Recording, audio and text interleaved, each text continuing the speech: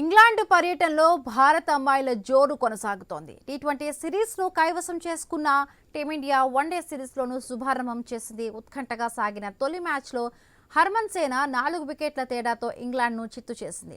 Toss గెలిచి batting చేసిన England మొదటి 6 వికెట్లకు 258 పరుగులు చేసింది.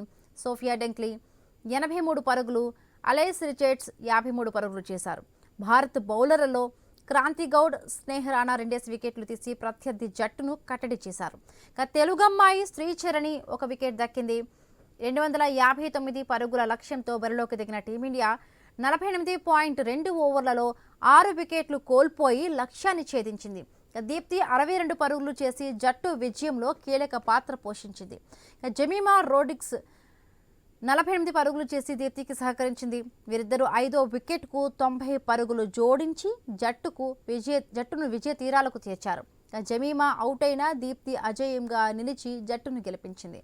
ఈ విజయంతో 3వ వన్డేల సిరీస్లో భారత్ 1-0 ఆధిక్యం సాధించింది.